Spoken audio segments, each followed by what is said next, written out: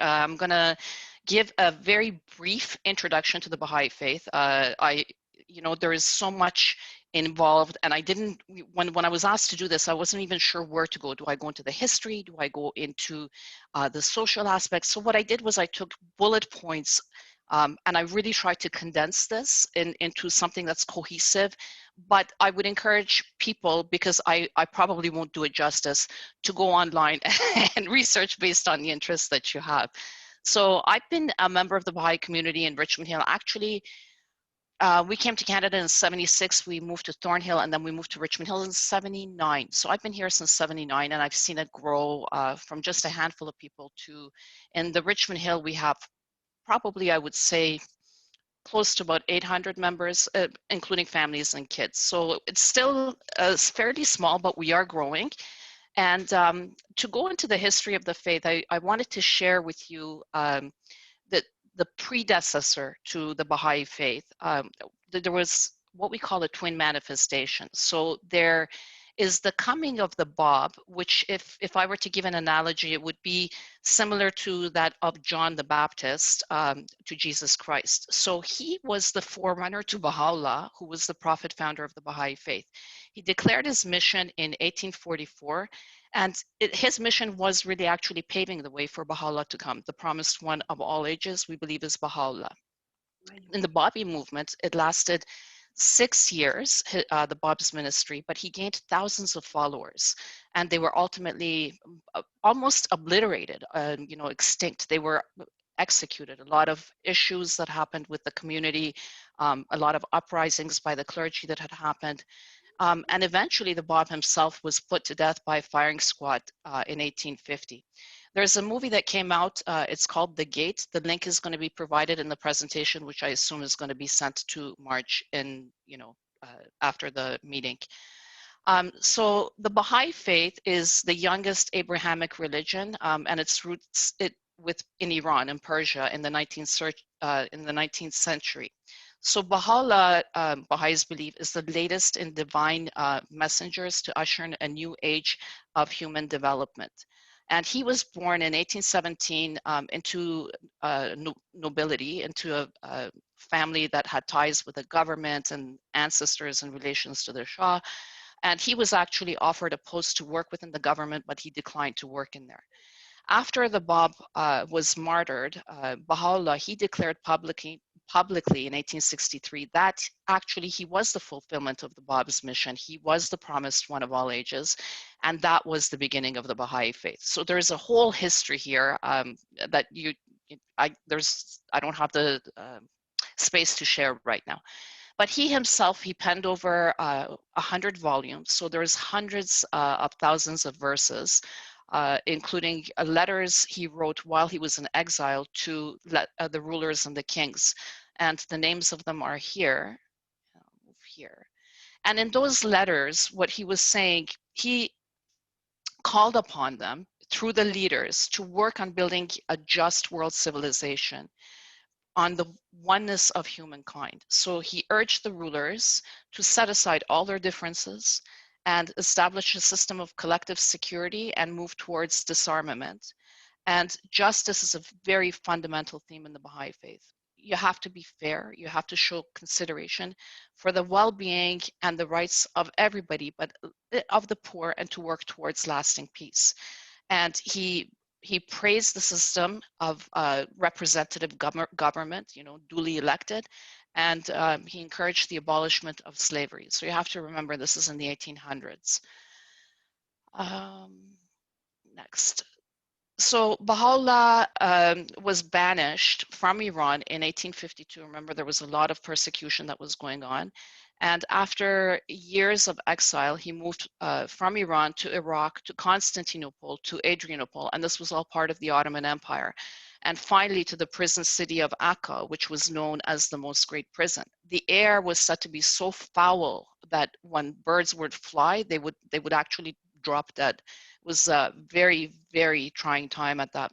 And he was banished with his family. So he actually suffered over 40 years. And eventually he passed away in the outskirts of Akka in a mansion of Bahji, which the picture is here. And in this place is where Baha'is go for pilgrimage. So because he was exiled, his passing and his family's passing, it happened in Israel. So his remains are in Israel.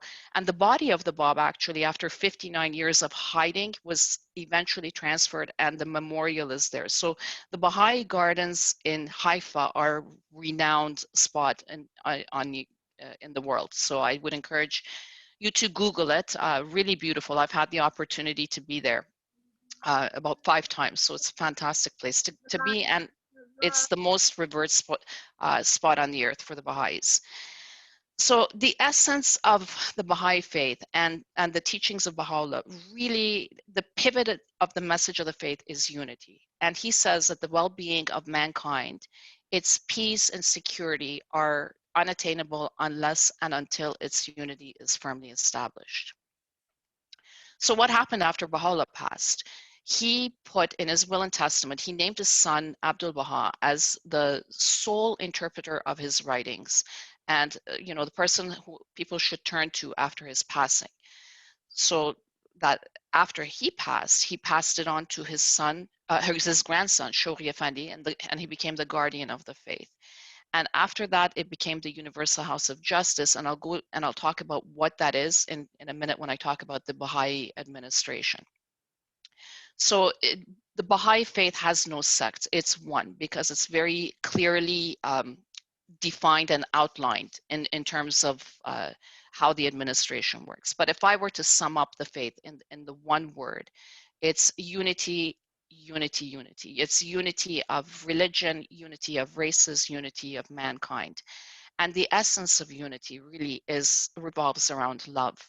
I don't know if you saw an opportunity to read the quote when I had mentioned in the Bab, the path to guidance is that of love and guidance, not force and coercion. So going into Baha'i administration, it's very organized, the administration of the Baha'i faith. We don't have clergy in the faith. We are, humanity, we believe, has evolved to the point where we don't really need clergy, but each individual can connect with God, to the divine. God is one, regardless of what language you call him. And the manifestations of God come from one source, right? So if you think of God as the Son and the manifestations or the prophets, Jesus, Zoroaster, Muhammad, Moses, Buddha, the Bab, the Baha'u'llah, they all come from the same source. So what we do is through going back to the administration, sorry, I lost my train of thought there, but going back to the administration, we elect people at a local level, at a national level, and then we have a world governing body. So every year we get together. We don't campaign for this. This is based on complete anonymity and like being completely anonymous. We elect 9 members within the community. So in Richmond Hill, for example, we have it every April. We elect 9 members, and then they serve the community at large. That 9 people serve the community, the needs of the community. And we do this at the national level. We send delegates. So for Canada, from all over Canada, then we send and we we elect 9 people for the National Spiritual Assembly. And every 5 years, we have the picture here is the Universal House of Justice. This is located in Haifa, Israel as well, which is the world governing body of the Baha'i faith, and it was established in 1963. And we send delegates from every part of the world, and we do an election every 5 years. So the Baha'i faith represents, I don't even know the actual number, how many we have, but it's one of the, I think second to Christianity, is the fastest growing religion. And in terms of having the most, it has over 2,100 ethnicities. And I think last numbers that I read, which was a couple of years ago, was about 7.3 million. So all these different parts of the world, they get together and democratically elect the governing body of the Baha'i faith. So going into some of the social teachings of the Baha'i faith, Uh, I think one of the most important things is the independent investigation of truth. I had mentioned earlier that there is no clergy, and we we believe that everybody can, within their capacity, we all have capacity, to examine ourselves, examine our belief system, examine what we've been told, and to kind of let go of everything. And if you really want to get to the truth, regardless, you have to study on your own. You have to research, you have to go, and you have to go through your heart, what fits through your heart. And that connection is available to everybody.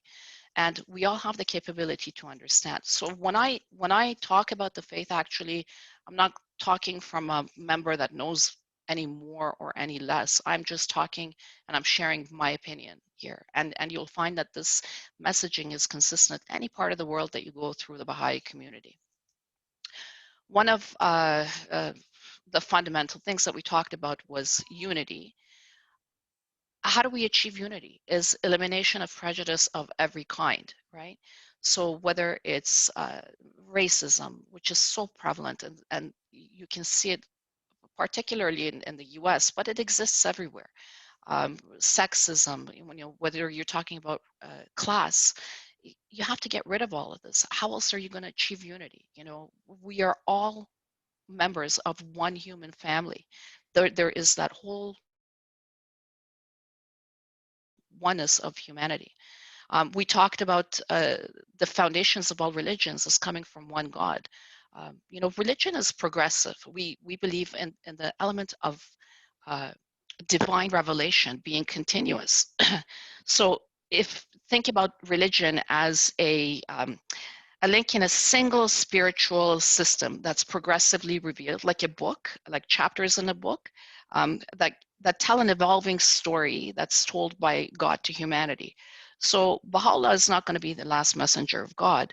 The needs that we live in today are very different than they were 1,000 years ago, than they were 3,000 years ago.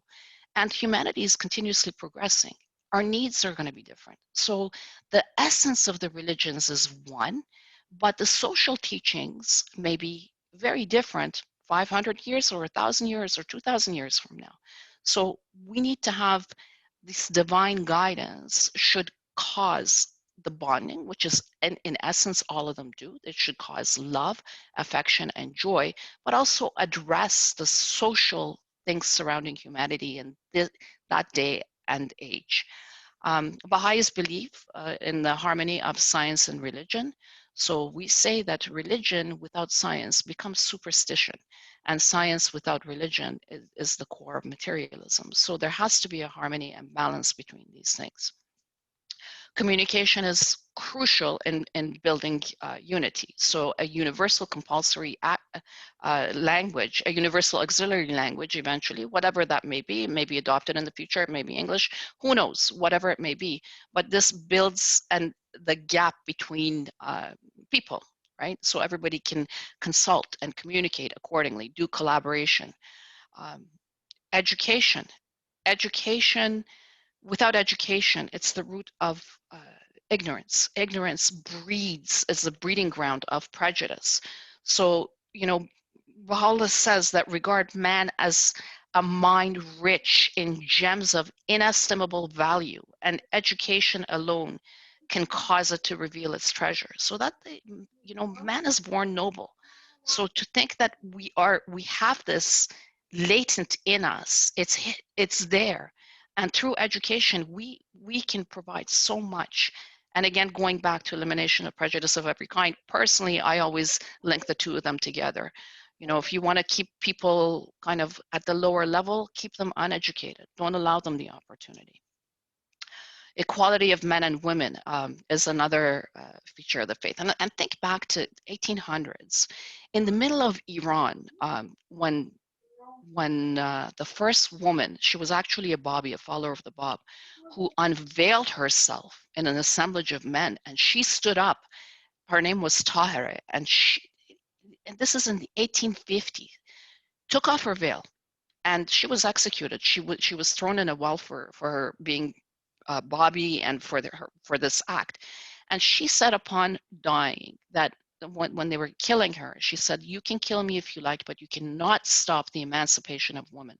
One of the gems of Persia, her name was Tahira, very rich history in there. And we say that humanity is like a bird with two wings, one being that of men, one being that of women. And until this is balanced, this bird cannot soar. So how do we build on this foundation? Is by giving equal rights, equal opportunity, so humanity can actually attain to the degree that it should. Another thing is having a spiritual solution to the world's economic problems is, when you're looking at the condition of the world, you see that a handful of people carry about 90 to 95% of the wealth of the entire world, while you have people dying of starvation, countries that are being exploited. This is a lack of spirituality. This is a lack of the connection with the divine. This is a lack of not um, not recognizing our oneness. Would you allow that to happen to your brother? Unfortunately, we do it all the time.